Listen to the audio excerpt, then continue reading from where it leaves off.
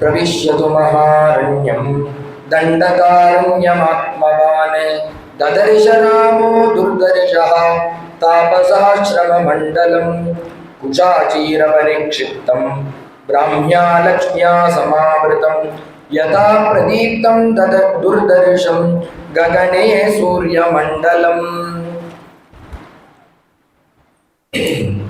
सर्वेश्वरनाன பகவான் தர்மத்தின் பொருட்டு ரகு வம்சத்துல ராமாவதாரம் பண்றார். இதற்கு பிராதானியம் கொடுத்த இந்த அவதாரம்னா தர்மம், தர்மத்துக்காக தான் இந்த அவதாரம். மேல மாரீச்சனே சொல்ல போறான், சத்ருபக்ஷத்திலேருந்து வந்த மாரீச்சன் சொல்றான் ராமர் யாருன்னு கேட்கிறான் ராவணன். அப்ப அந்த மாரீச்சன் சொல்றான் ராமோ விக்கிரகவான் தர்மஹாங்கிறோம். அந்த தர்மத்துக்கு தனியா ஒரு ஸ்வரூபம்னு ஒன்று இருந்தா அது ராவண போல இருக்கும் அப்படின்னு சத்ருபக்ஷத்துல இருக்கக்கூடிய மாரீச்சன் சொல்றான். ராமரை போல ஒரு தெய்வம் கிடையாது, ராமரை போல ஒரு கருணை கிடையாது, அந்த மூர்த்திக்குள்ள கருணை வேற யாருக்குமே கிடையாது. யதா வர்ணயத் கர்ணமூலே, பட்சிகள் இடத்துல கூட காருணித்த காமிச்ச அவதாரம் ஸ்ரீ ராமாவதாரம். சர்வசமனாக பகவான் இருந்திருக்க. யதா வர்ணயத் கர்ணமூலே அந்த காலே சிவகா ராமராமேதி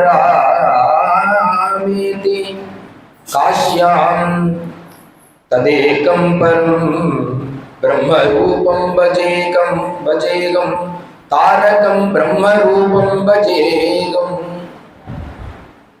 இப்பேற்பட்டதான கருணை அந்த ராமருக்குன்னா, ஒரு மனுஷன் இருக்கிற காலத்துல பகவன் நாமாவை சொல்லி கரை ஏறணும், இந்த பகவானுடைய ஸ்மரணம் அவனுக்கு இருக்கணும். மகான்களும் அதுதான் சொல்றா. ராமாயணம், இதிகாசம், பாகவதம் முதல் எல்லா கிரந்தங்கள் என்ன சொல்றதுன்னா அனவரதமும் நாமத்தை சொல்லிட்டே இருக்கணும். ஏன் நாமத்தை சொல்லணும்னா அந்த நாமாவை சொல்லி சொல்லி அந்த தழும்பு நாக்குல ஏறணும்.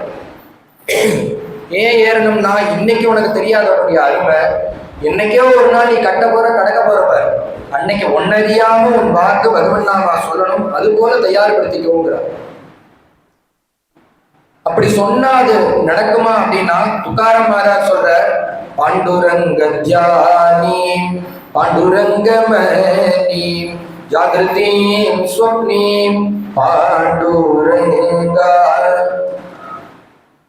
ஒருத்தன் பகவானே நினைச்சுட்டு இருந்தா அவன் பகவானாக மாற முடியுமான்னா முடியுங்கிறார் துக்காராம் சுவாமி. இது போலன்னா ஒரு கிராமத்துல கரிகா வித்துன்னு ஒருத்தர் போயிட்டு இருக்கா. அவ தலையில என்ன இருக்குன்னா தக்காளி வித்துட்டு போயிட்டு இருக்கா. நம்ம அந்த தக்காளியை வாங்கிக்க போற நம்ம என்ன பண்றோம்னா அவள் யாருன்னு தெரியாது, எந்த ஊருன்னு தெரியாது, எந்த பேருன்னு தெரியாது. ஆனா அவ தக்காளி விற்கிறா. அதனாலேயே அவளுக்கு என்ன நாமம் கிடைக்கிறதுனா தக்காளி விற்கிறவளையேன்னு அவளை கூப்பிடுறோம், தக்காளிக்காரின்னு நம்மளை கூப்பிடுறோம். இன்னொருத்தர் ஒரு பானை வித்துட்டு போறாருன்னா பானைக்காரரே பானை இங்க வாங்கணும்னு கூப்பிடுறோம். எதனால அவளுக்கு அந்த அவனுடைய பேரு கந்தசாமியா இருக்கலாம், இல்ல முருகனா இருக்கலாம், எதுவா வேணா இருக்கலாம். எப்ப அந்த வஸ்துவை தலையில தரிச்சுட்டு அவள் போடுறதுனாலேயே அவளுடைய பேர் மாதிரி அவளுக்கு இன்னொரு பேர் வருது. இது லௌகீகமா அல்பமா லோகத்துல நடக்கிறது. துக்காராம் சுவாமிகள் சொல்றார், இத்தனைக்கு அவர் காத்தாலேருந்து சாயந்தரத்துக்குள்ளார்தான் இந்த காரியத்தை பண்றா. அவளுக்கே அந்த நாமம் சித்திக்கிறதுன்னா அனவரதமும் 24 மணி நேரமும் பகவானே ஒருத்தன் தியானிச்சுட்டு இருந்தான்னா அவனுக்குள்ளார ஏன் பகவான் வரமாட்டார், அவன் ஏன் பகவத் சுரூபமா மாற மாட்டாங்கிற துக்காராம் சுவாமிகள். அது எப்படி நினைக்கணும்? ஜாகிரதையும் சொப்னையும் பாண்டுரங்கா இருக்கும் போதும் படுத்துட்டு இருக்கும் போதும் தூங்கும் போதும் எல்லா காலத்தையும் நினைச்சானா அவன் பகவத் சுரூபமாவே மாறிடுறாங்கிற. அப்படி இருக்கணும். ஆனா நம்மளால இருக்க முடியல. அப்படி இருந்தோம்னா பகவான் என்ன பண்ணுவார்? ரட்சணை பண்ணுவார். அப்படி சில ஜீவன்கள் இல்லாம லௌகீகமாக தன்னுடைய வாழ்க்கையை கழிச்சு விட்டு ஜீவனை விட்டுடுறா. அப்படி விட்டான்னா பகவான் என்னன்னா நம்ம மறந்துட்டோம், ஆனா அவன் மறக்காதபடிக்கு யதா வர்ணயது கர்ணமூலே, எந்த ஜீவன் விட்டாலும் எங்க விடணும் ஜீவனங்கிறது சொல்லும் போது காஷ்யாந்து மரணான்முக்தின்னு காசியில ஜீவனை விடணும். அப்படி ஒரு ஜீவனை விட்டோமானால் அந்த ஜீவன் காதுல பகவான் போய் என்ன சொல்றாரு? பரமேஸ்வரன் என்ன சொல்றாரு, இந்த தாரக நாமாவான் அந்த நாமத்தை சொல்றார். இருக்கும்போதுதான் அவன் சொல்லல, இந்த நாமாவை சொன்னோமே ஆனால், அவன் போற பிறகு அவன் காதுல சொன்னோமே ஆனால் அந்த நாமா அவனை கரை சேர்த்தி கொடுக்கும். அப்பேற்பட்டது இந்த தாரக நாமாவான ராமநாமா. அவன் தான் மறந்துட்டான், அவன் மறந்துட்டான், நாம அவனை ஞாபகம் வச்சுட்டு சொல்லுவோமேனு பகவான் அந்த நாமத்தை காதுல ஓதுறார். எந்த நாமானா ததேகம் பரம் ததேகம் தாரகம் பிரம்மரூபம். இந்த தாரக நாமாவை அந்த பரமேஸ்வரன் அந்த ஜீவன்களுடைய காதுல ஒலிக்கும்படிமா பண்ணி அந்த ஜீவன்களை கரை சேர்க்கிறார். அப்பேற்பட்டது இந்த ராமநாமம். பூர்வ சரித்திரத்துல பகவான் வனவாசம் பிரவேசம் பண்ணி அகல்யை கௌதமர் முதலிய அவர்களுக்கெல்லாம் பாவனத்தை கொடுத்து, நாட்டுலதான் இருக்கணும், நீங்க தர்மம்னு காட்டுக்கு போகக்கூடாதுன்னு சொல்லி வரதாழ்வான் பிரார்த்தனை பண்ண சதுரங்க சைன்யத்தோடு பகவான் கிளம்பி வந்துட்டார். வரதாழ்வார் காட்டுக்கு வந்து சுவாமியை கூப்பிடுறாரு, நீங்க நாட்டுக்கு வரணும், இந்த நாடை நீங்க தான் ஆளணும், இந்த நாடு உங்களுடையது, நான் ஆள மாட்டேன்னு சொல்ல பகவான் சொல்றாரு, எல்லாத்துக்கும் மேல தர்மம் பெருசு. அவன் தோணுனதை செஞ்சானா அப்புறம் எதுக்கு பகவான் ஒருத்தர், அவனுக்கு கீழே நம்ம எதிர்க்கு இருக்கணும். புருஷோய மணீஸ்வரா, பகவான் ஒருத்தன் மேல இருந்து கயத்தை கொடுத்து பெம்மலாட்டத்துல ஆடுறது போல ஆட்டி வச்சுட்டு இருக்கான்பா. அதனாலதான் இந்த லோகம் இயங்கிட்டு இருக்கு. அவன் இல்லைன்னா இந்த உலகம் இயங்காது. அதனால நீ எத்தனை தடவை கூப்பிட்டாலும் நான் வரப்போறதில்ல. நான் இங்க 14 வருஷம் பூர்த்தியான பிறகுதான் அந்த நாட்டுக்கு வருவேன். பித்ருவாக்கிய பரிபாலனம் தான் எனக்கு முக்கியம்னு சுவாமி சொல்ல, இப்ப பரதன் சொல்றான், நீங்க வராட்டி பரவாயில்ல, உங்களுடைய பாதுகைகளை கொடுங்கோன்னு சொல்லி பிரார்த்தனை பண்ண, அதற்கு கீழே தான் என்னுடைய ராஜ்யம்னு சொல்லி பிரார்த்தனை பண்ண. அதிரோக ஆரியபாத பாதாபியாம் பாதுகே ஹேமபூஷிதேன்னு சுவாமி தன்னுடைய பாதுகைகளை அனுகிரகம் பண்ணி கொடுக்கிறார். அதற்கு பாதுகா பட்டாபிஷேகம் பண்ணி பாதிகான்யஸ்த ராஜ்யனாக தன்னுடைய சர்வ காரியங்களை நடத்திட்டு வரார் இந்த பரதன். சுவாமி சஞ்சாரத்தை இந்த இடத்துல இருந்து சுவாமி கிளம்பிடுறார், சித்திரகூடத்துல இருந்து. ஏன்னா பரதன் வந்து அங்க நமஸ்காரம் பண்ணிட்டு போனதும், அவன் அழுததும், சுவாமி அவனுக்கு உபதேசம் பண்ணதும் இந்த நினைவுகளாவே இருக்கு. இங்க இருக்க வேண்டாண்டா லக்ஷ்மணா, நம்ம கிளம்பி காட்டுக்கு போவோம். சுவாமி கிளம்பி போறார். போற வழியில இந்த அத்ரி அனசூயை இருக்கிற ஆசிரமத்துக்கு வரார் சுவாமி. அவளை வந்து நமஸ்காரம் பண்றார். சோத்ரேராசிரமமாசாத்ய தம்பவந்தே மகாயசா தஞ்சாபி பகவான் அத்ரிஹி புத்திரவத் பிரத்யபத்யத. தன்னுடைய குழந்தைய பார்த்தா எவ்வளவு ஒரு சந்தோஷம் இருக்குமோ, பகவானை பார்த்தோன்னே அந்த அத்ரிக்கு அப்படி ஒரு சந்தோஷம். நமஸ்காரம் பண்ணோன்னு அவருக்கு ஆசீர்வாதம் பண்ணி சுவாமியை கூப்பிட்டு தேவியை கூப்பிட்டு நமஸ்காரம் பண்ண சொல்றாரு. யாருக்குன்னா அந்த அனசூய அம்மாவுக்கு, பரம பதிவிரத, அவளை போய் நமஸ்காரம் பண்ண சொல்லு தேவியன்னு உள்ள அனுப்பி வைக்க. அனசூயா மகாபாகா தாபசீம் தர்மச்சாரிணீம் பிரதிகிருஷ்ணேஸ்வவை தேகி அப்ரவீத் யுஷ்ட சத்தமா. தன்னுடைய ஆத்து மாமியை பத்தி அவரே அத்ரி மகரிஷியே புகழ்ந்து சொல்றார். ஏன் அவரே புகழ்ந்து சொல்றாரு, அதிக்கிரமிச்சு இழுக்காதன்னா அந்த அம்மா அவ்வளவு ஒரு தபஸ்வி, அதனால அவரே வாய் கொள்ளாம வர்ணிக்கிறார். நான் வர்ணிக்கிறேன், நான் எங்க ஆத்து மாமியை பத்தி நானே சொல்றேன்னு நினைக்காதப்பா, அவ அப்படி ஒரு தபஸ்வி. என்ன காரியம் பண்ணா தபஸ்வின்னு சொல்றேன்னா, தசவருஷான்யநாவிருஷ்யா தக்தே லோக நிரந்தரம் யயா மூலபலே சிருஷ்டே ஜாஹ்னவீ ச பிரவர்த்திதா. பகீரதன் கங்கையை கொண்டு வரதுக்கு எவ்வளோ பிரயாசப்பட்டு எவ்வளோ வருஷங்கள் தபஸ் பண்ணி கொண்டு வந்தார். இந்த ரகுவம்சத்துக்கு இந்த பகீரதன் கொண்டு வரும்போது, அதே இந்த அத்ரியம் அனசூய அம்மா என்ன பண்றான்னா, தன்னுடைய பாத்தியபிரத்திய தபசுனாலேயே அந்த கங்கையை தன்னுடைய ஆத்து வாசல்ல ஓடுபடியுமா பண்றா. சில நாட்கள் 10 வருஷ காலமா இந்த லோகத்துல மழை இல்லை, அனாவிருஷ்டி. அப்படி இருக்கிற காலத்துல லோகமே பஞ்சமா இருக்கு, அந்த பிரதேசமே பஞ்சத்துல வாடுற காலத்துல இவருடைய ஆசிரமத்துல மட்டும் பார்த்தா காய்கனிகள் கிழங்குகள் எல்லாம் கிடைக்கிறது. எதனாலன்னா இந்த அம்மாவுடைய தபசுனால. ஜலம் சமிருத்தியா இருக்கு, எல்லாம் கணிக்கிறது, காய்க்கிறது. அது மட்டும் இல்ல, இதற்கெல்லாம் மூலம் எது? ஜலம் தானே. ஜலத்தை இந்த அம்மா தன்னுடைய தபசுனாலேயே தன்னுடைய ஆத்துக்கு வர வைக்கிறா. அவ ஆத்துக்கு மட்டும் இல்ல, ஊருக்கு முழுக்க கொடுக்குறா. 10 வருஷ காலம் இந்த அம்மா பண்றா. அந்த கதையை சொல்ற. அதற்கு மேல இவ பதிவிரதைங்கிறதுக்கு மேல ஒரு கதையை சொல்றேன்னு அத்திரியே தன் வாக்கால அந்த அனசூயினுடைய கதையை சொல்றார். தேவகாரிய நிமித்தம் ச யதாசத்ய ரமானயா தசராத்திரம் கிருதா ராத்திரிம் சேயம்மா தேவ தே அனகா. அப்பா இவ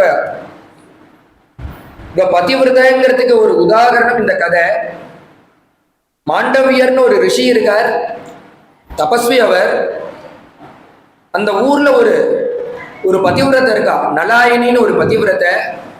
அவ என்ன பண்றா, தன்னுடைய ஆத்துக்காரரை கூடையில வச்சு பிரயாணம் யாத்திரையா கூட்டிட்டு போயிட்டு இருக்கா.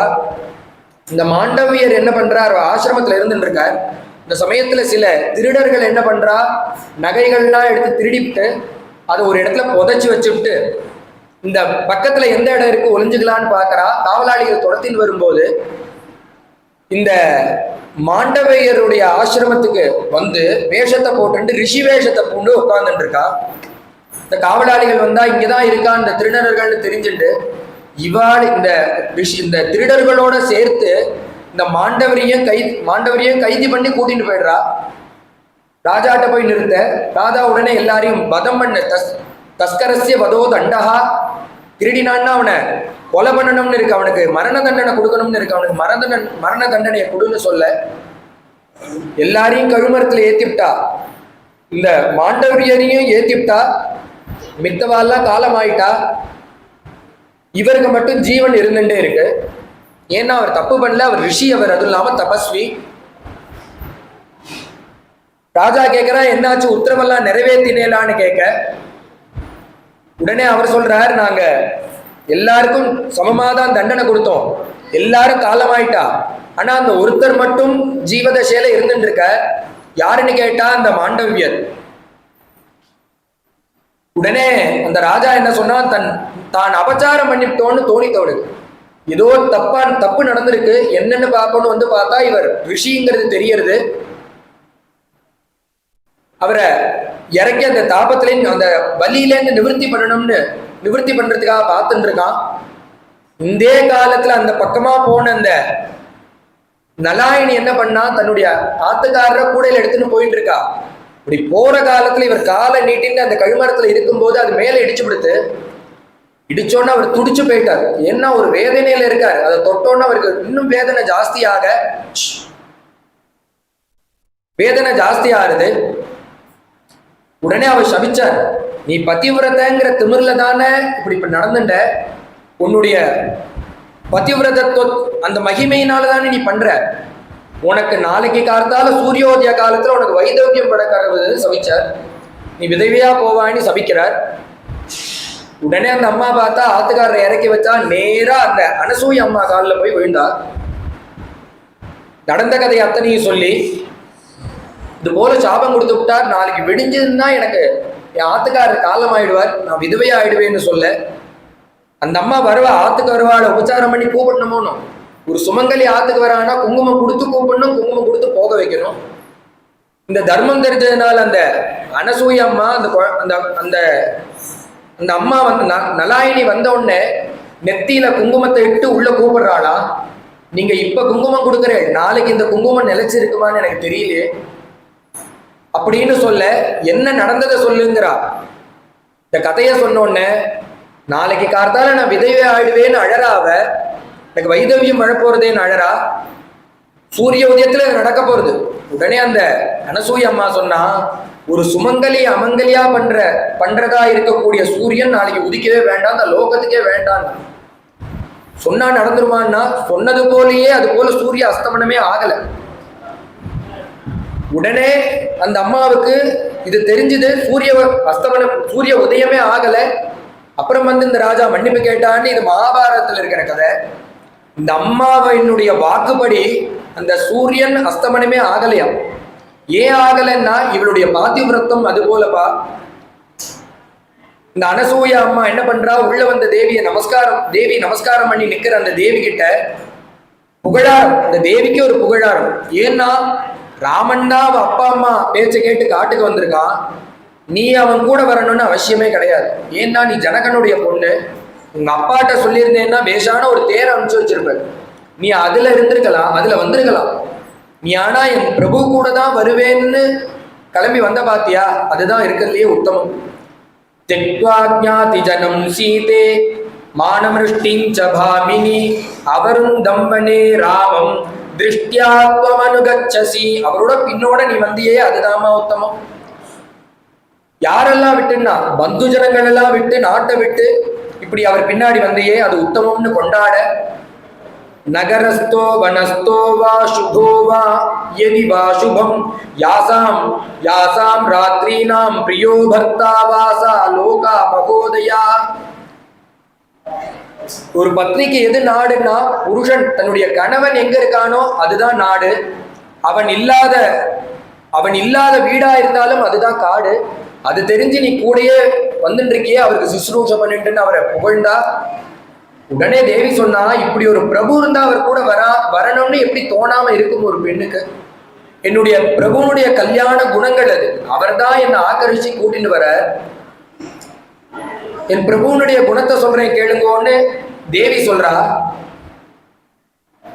ராமருடைய பிரபாவத்தை, கிம் புண்ணியைகி குணஸ்லாக்யஹ சானுக்ரோஷஹ ஜிஜேந்திரியஹ ஸ்தாஷ்டுராகஹ ஸ்திதான் திரானுராகஹ தர்மாத்மா மாத்ருவத் பித்ருவத் ஸ்திரியா.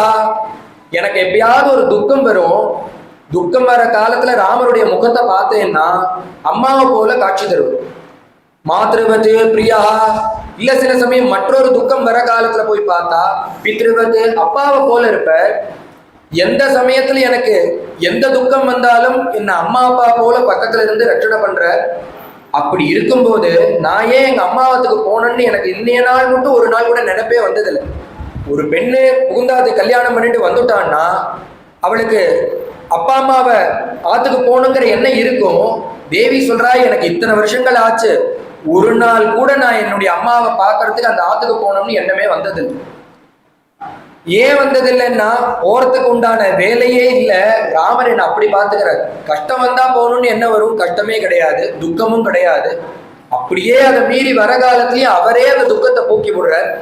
அதனால நான் என் அம்மாவத்துக்கே போறதில்லைங்கிறா தேவி. அதை தவிர எனக்கு இன்னொரு குணம், இந்த குணம் இருந்ததுன்னா எந்த ஒரு பொம்மநாட்டியும் அவ ஆத்துக்காரர்கிட்ட கோச்சிக்கவே மாட்டாராம். அப்பேற்பட்ட ஒரு குணம் ராமர்கிட்ட இருக்கு. என்ன அந்த குணம்னா, யாவிருத்திம் வர்த்ததே ராமஹ கௌசல்யாயாம் மகாபலஹ தமேவ நிருபநாரீணாம் அன்யாசாமபி வர்த்ததே. ஒரு உத்தம குணம். என்னுடைய பிரபு என்ன பண்ணுவார்னா, என்னையும் கௌசல்யா அம்மாவையும் தவிர மற்ற எந்த பெண்களையும் ஏறெடுத்து கூட பார்க்க மாட்டார். இது போல ஒரு குணம் படைச்ச ஒரு ஆண் இருந்தானே ஆனா அவனை எந்த ஸ்திரீக்கு தான் பிடிக்காது? அப்பேற்பட்ட உத்தம குணமுடையவர் இந்த ராமர்னு சொல்லி கொண்டாட. உடனே அந்த அனசூய அம்மா சொன்னா, நான் சீதா கல்யாணம் காதால கேட்டிருக்கேன், இருந்தாலும் உன் வாக்கால எனக்கு சீதா கல்யாணம் கேட்கணுமா? உன் வாக்கால ஒரு தடவை நீ சொல்லுன்னு சொல்ல. மிதிலாதிபதிர் வீரா ஜனகோ நாம தர்மவித் சத்ர தர்மே ஹ்யபிரதா நான்யதா சாஸ்தி மேதினி. மிதிலேன்னு ஒரு நகரம், அதுல ஜனகன்னு ஒரு ராஜா. கதை எப்படி ஆரம்பிச்சு சொல்லணுமோ அது போல சொல்றாராம் தேவி. அந்த ஜனகனுக்கு கொஞ்ச நாளாகவே புத்திரபாக்கியம் இல்லை, குழந்தைகளே இல்லை. இல்லாத காலத்துல யாகம் பண்ணணும்னு சங்கல்பம் பண்ணி பூமிய நோண்டினா, அந்த தோன்ற காலத்துல சீதா ஆங்கல பத்ததிகின்னு அப்படி உழற காலத்துல அவருக்கு நான் கிடைச்சேன். நான் பிறந்த பிறகு, நான் கிடைத்த பிறகு அவருக்கு மற்றொரு பெண் கிடைக்கிறா. அவர் பேரு ஊர்மிளன்னு பேரு. இப்படி தர்மத்தோட அந்த மிதிலா நகரத்தை என்னுடைய அப்பா பரிபாலனை பண்ணிட்டு வந்தார். அப்படி பரிபாலனை பண்ணிட்டு இருக்க அந்த ஜனகனுக்கு ஒரு கவலை கூடயே இருந்தது. என்ன கவலைன்னா, பொன் குழந்தையா பெற்றிருக்கோம், அந்த பொண்ணை நல்ல இடத்துல கல்யாணம் பண்ணி கொடுக்கணுமேங்கிற ஒரு கவலை இருந்தது. நாங்க வளர்றதோட சேர்ந்து அந்த கவலையும் எங்க அப்பாவுக்கு கூடயே வளர்றது. பதி சம்யோக சுலபம் பயோ திருஷ்டா துமே பிதா சிந்தாமப்யகதம் தீனா வித்தானாசாதிவாதனா. நாங்கள் வளர அந்த கவலையும் வளருது. அப்படியே பார்க்க ஆரம்பிச்சார். அவர் விளையாட்டுத்தனமா ஒரு பந்தயத்தை வச்சு விட்டார். என்னன்னா, என்னுடைய பிரபாவத்தை பார்த்தார், இதற்கு சரியான மாப்பிள்ளை யாருன்னா இந்த வில்ல யாரு நகர்த்துறாளோ அவளுக்கு தான் இந்த பெண்ணுன்னு அனௌன்ஸ் பண்ணிவிட்டார். எல்லா தேசத்து ராஜாக்களும் வந்து பார்க்கறா, அந்த வில்ல அசைக்க கூட முடியல. எங்க அப்பா கவலைப்பட்டு எனக்கு கன்னியாகுமரம் தான் கட்டணும்னு தீர்மானம் பண்ணிவிட்டா. அந்த சமயத்துல நான் அழுதுட்டு வாசல்ல நானும் அழறேன், எங்க அப்பாவும் அழறா. அந்த சமயத்துல எனக்கு இடது கண்கள் துடிக்கிறது, இடது பக்கம் துடிக்கிறது. துடிக்கிற காலத்துல நான் உப்ரிகையிலேருந்து பார்த்துட்டே இருக்கேன். என் கவலையை போக்கும்படியுமாக ஒரு சுரூபத்தை எடுத்துட்டு ராமர் வரார். விஸ்வாமித்ரே ந சகிதா யஜ்ஞம் திரஷ்டும் சமாகதா. விஸ்வாமித்ரர் தன்னுடைய சிஷ்யர்களான ராமர் லக்ஷ்மணனோட சேர்ந்து அப்படி வரா. அதை நான் அப்படி பார்க்கறேன். அந்த சமயமே எனக்கு க்ஷேமம் ஏற்படுது. லக்ஷ்மணேன சகப்ராதா ராமஹா சத்யபராக்கிரமா. ஒரே கணத்துல சுவாமி அந்த வெச்ச லட்சியத்தை நிவர்த்தி பண்ணி பூர்த்தி பண்ணி வில்ல உடைச்சார். வில்ல மட்டும் உடைக்கல, எங்க அப்பா வச்சிருந்தாரே அந்த பந்தயத்தையும் உடைச்சார். எங்க அப்பாவுடைய மனோரத்தம் பூர்த்தியாச்சு, கவலை போச்சு, எனக்கும் சந்தோஷத்தை கொடுத்தார். உரிய காலத்துல எங்க அப்பா சித்தப்பா பெண்கள் 2 பேர், 4 பேர்களுக்கும் ஒரே மேடையில கல்யாணம். சுவாமிக்கு ராமனுக்கு சீதாதேவியும், லக்ஷ்மணனுக்கு ஊர்மிளையும், பரதனுக்கு மாண்டவியும், மற்றொரு தம்பியான பரதனுக்கு சத்ருகுணனுக்கு சுதகீர்த்தியும் எங்க அப்பா ஒரே மேடையில கல்யாணம் பண்ணி வைக்கிறா. 4 பேருக்கும் ஒரே இடத்துல கல்யாணத்தை பார்த்து எங்க அப்பா அம்மா ரொம்ப சந்தோஷப்பட்டா. யதோக்தமான இந்த கல்யாணம் விவாகம் விதிபூர்வகம்ங்கிறார். ஏனோதானும் நடக்கல, விவாகம் விதிபூர்வகமா நடந்ததுன்னு இந்த சீதா கல்யாணத்தை சுருக்கமாக சொல்லி முடிக்க, தேவி வாக்கால இதை சொன்னதை கேட்ட உடனே ரொம்ப சந்தோஷப்பட்டு அந்த அனசூயம்மா வியக்தாட்சரபதம் சித்திரம் பாஷிதம் மதுரத்வயா, எப்படி கதை சொல்லணுமோ அப்படி கதை சொல்ற, நிறுத்தி நிதானமாக அழகாக புரியும்படி ஒவ்வொரு அக்ஷரத்துக்கும் கேப் கொடுத்து அழகா சொன்ன. நீ சொன்ன சீதா கல்யாணம் என் மனசு படியபடியே இருக்கு.